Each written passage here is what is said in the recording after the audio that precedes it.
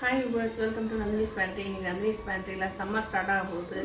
வடாம் அதாவது இது நான் ரைஸ் மில்லா மாவு பச்சரிசியும் ஜவ்வரிசியும் மிக்ஸ்டாக சம அளவு இல்லாமல் 1 கிலோ மாவு பச்சரிசின்னா 1/4 கிலோ அளவுக்கு இது வந்து நான் 3 கிலோ பச்சரிசிக்கு மாவு பச்சரிசிக்கு 1 கிலோ ஜவ்வரிசி போட்டு மிக்ஸ் பண்ணி நான் இது பண்ணி வச்சுருக்கேன். இதில் நம்ம எல்லா வடாமுமே செய்யலாம்.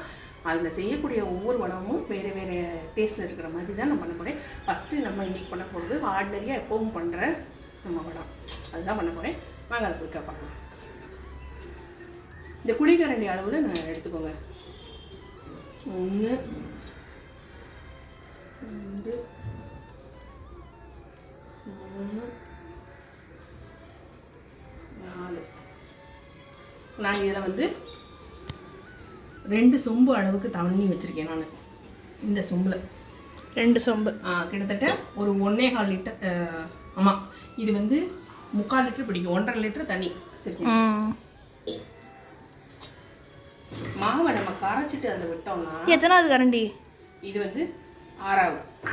இதுக்கு ப்ரீ ப்ரிப்ரேஷனாக ஒரு எவ்வளோ நல்லா உங்களுக்கு புளி பிடிக்கும்னா ஒரு 4-5 எலுமிச்சம்பழத்தை பிழிஞ்சு வச்சுக்கோங்க.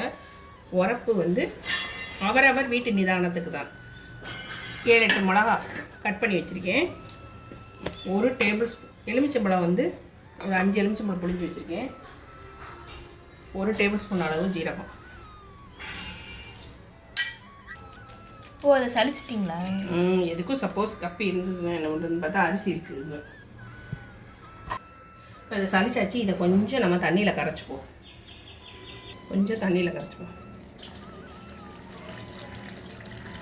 நிதானம் தாங்க. இதுக்கெலாம் வந்து நம்ம அளவு சொல்ல முடியாது. தண்ணியோட அளவு திக்காக இருக்கணும். அதில் விட்டு கிளறணும். ஏன்னா நம்ம டைரெக்டாக மாவு போட்டோம்னா கட்டி தட்டியாக நின்றுடும்.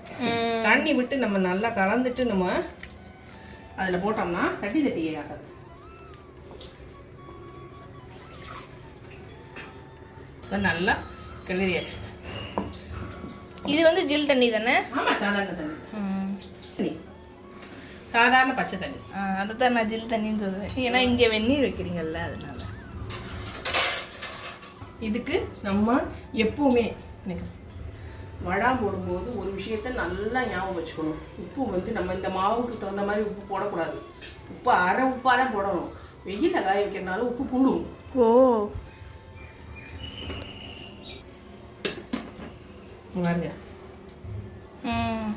இந்த இதுக்கு தேவையான அளவு, ஆனால் அரை உப்பு பாதி அளவு தான் உப்பு போடணும். இல்லைன்னா ரொம்ப கரிச்சு போயிடுவோம். அதனால தானே இப்போ பிபி இருக்கிறவங்களெல்லாம் டாக்டர் என்ன சொல்கிறாங்க, அப்பளம் ஊறுகாய் தொடக்கூடாது, அதில் உப்பு ஜாஸ்தியாக இருக்கு. லைட்டாக ஒரு திருப்புனா போதும். வா, ஏன்னா உங்களுக்கு வெளியே வரணும்.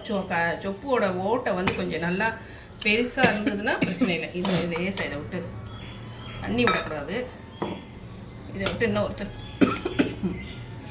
வாசனையாக இருக்குது. நல்லா அரைச்சாச்சு. ரொம்ப பட்டானா தேவையில்லை, குறப்பாக இருந்தால் போதும். ஒரு நிமிஷம். 1 டேபிள் ஸ்பூன் அளவு நல்லெண்ணெய் நல்லா கலந்து விட்டுட்டு கொஞ்சம் அடுப்பு கிட்டத்தில் வச்சுக்கணும். இப்போ வந்து இது ஆல்ரெடி கொதிச்சிருச்சு. நான் அடுப்பை சிம்மில் வச்சனால அப்படி இருக்கு. எண்ணெயோட கொஞ்சம் கொஞ்சமாக போட்டு வந்து நம்ம கிளறுவோம். கொஞ்சம் இதை வச்சு கிளறி விஸ்க வச்சு தட்டி விட்டுறாமல் பார்த்துக்கலாம். எல்லாத்தையும் போட்டுட்டு காட்டுறேன் உங்களுக்கு.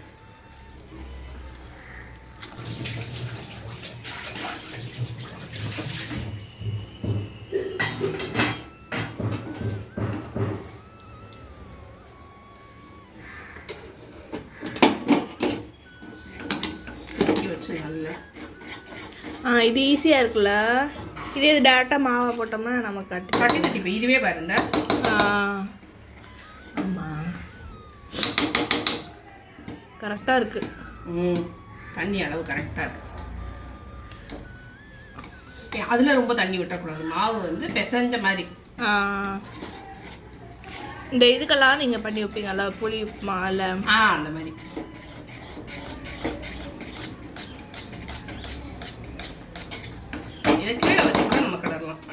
உடச்சி வச்சுட்டு ஃபஸ்ட்டு கிளறிட்டு கூட கீழே வச்சு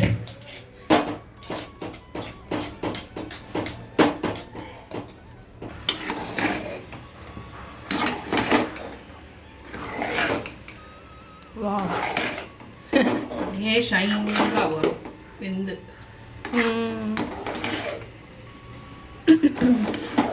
நேரம் ஆக ஆக நல்லெண்ணெய் திக்காகும். அடி ஒட்ட நல்லா கிளறணும், அப்போ தான் எந்த கட்டி தட்டி இருக்காது. இந்த மாதிரி மாவு ரெடி பண்ணி வச்சுட்டு நீங்கள் வடாமுக்கு வெந்நீரை கொதிக்க வச்சு அதில் நல்லா ஒரு டேபிள் ஸ்பூன் நல்லெண்ணெய் விட்டுட்டு அதுக்கப்புறம் கிளறினேன்னா வராகும். இதையே கொஞ்சம் நீர்க்க இருந்ததுன்னா இலை வடா மாதிரி கிளம்பி எடுத்து விட்டுலாம். இதில் இந்த மசாலா அந்த இதெல்லாம் போட்டுட்டு, இல்லைன்னா இன்னும் கொஞ்சம் திக்காக பண்ணால் நேராக திக்காயிடுச்சுன்னா புளிஞ்சிடலாம். முதல்ல இருந்ததுக்கு இப்போ எப்படி திக்காயிடுச்சு, யார் யாரும் நல்லா திக்காகும்.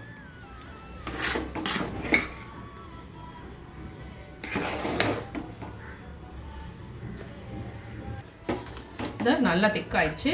ஸ்டவ் ஆஃப் பண்ணிவிட்டு ஒரு 10 நிமிஷம் கழித்து கொஞ்சம் ஆறுனதுக்கப்புறம் நம்ம இந்த இதை இதில் சேர்த்துடலாம்.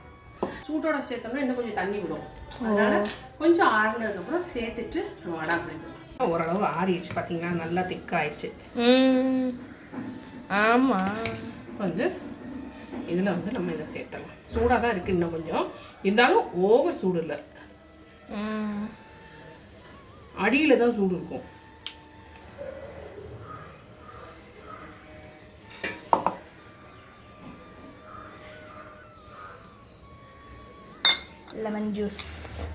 லெமன் ஜூஸும் இந்த ஜீரகம் பச்சை மிளகாய் உப்பு போட்டு அரைச்சது எல்லாம் சேர்த்தாச்சு. கொஞ்சம் பெருங்காயம் சேர்த்துப்போம்.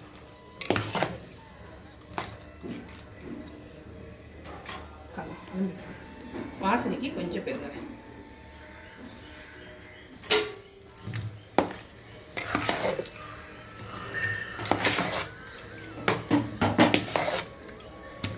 இதுவே நல்ல வாசனையாக இருக்கு. எங்கள் அம்மா வடம் பண்ணும்போதுலாம் கொஞ்சம் கொஞ்சம் மாவு கேட்போம், இல்லைன்னா அவளை இப்போ நச்சரிச்சுட்டே இருப்போமா, அதனால் கொஞ்சோண்டு கிண்ணத்தில் வச்சு கொடுத்துருவாங்க. வெறுமாவே அவ்வளோ அருமையாக இருக்குது. வெந்த மாவு தானே, அதனால் ஒன்றும் செய்யாது. இதை வடம் பிழிஞ்சிடலாம்.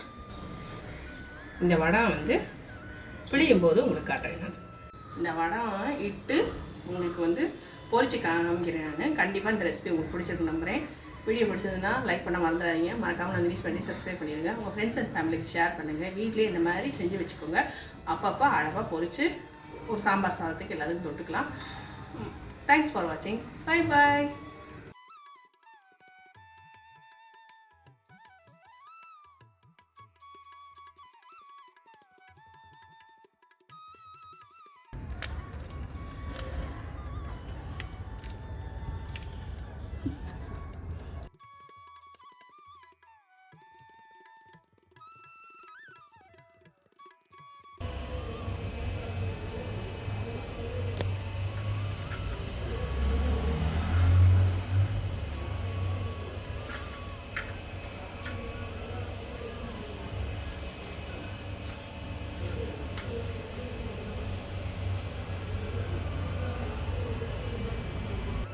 இப்போ பார்த்தீங்கன்னா இது நல்லா வெயிலில் 2 நாள் நல்லா காய வச்சாச்சு. திருப்பி போட்டோம். இப்போ இதை பொரிச்சு காட்டுறேன் உங்களுக்கு. சூடாகிடுச்சு, இன்னும் கொஞ்சம் நல்லா சூடாகணும்.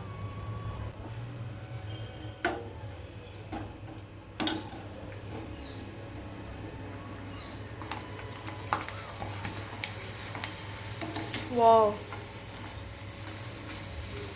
நான் வந்து அந்த சொப்போட கண்ணு வந்து ஒல்லியாக இருக்கும், அதில் வந்து பிழிஞ்சனால கொஞ்சம் ஒல்லியாக வந்திருக்க மாதிரி இருக்குது.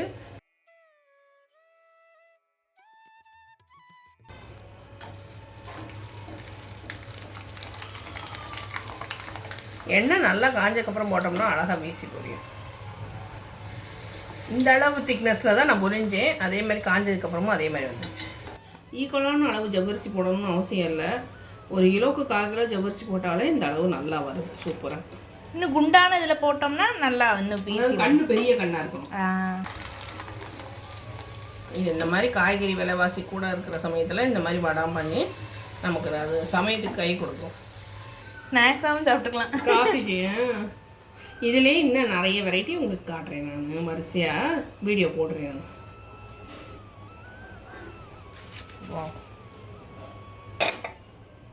சூப்பர்மா. கண்டிப்பாக இந்த ரெசிபி உங்களுக்கு பிடிச்சிருக்கும். குழந்தைங்களுக்கு ஸ்நாக்ஸ் மாதிரி கூட பொரிச்சு கொடுக்கலாம். சங்கரி சூப்பர். Snacks ready. நீங்கள் கண்டிப்பாக ட்ரை பண்ணி பாருங்கள். மறக்காமல் நந்தினி ஸ்வீட்டை சப்ஸ்கிரைப் பண்ணிடுங்க. உங்கள் ஃப்ரெண்ட்ஸ் அண்ட் ஃபேமிலிக்கு ஷேர் பண்ணுங்கள். தேங்க்ஸ் ஃபார் வாட்சிங். பாய் பாய்.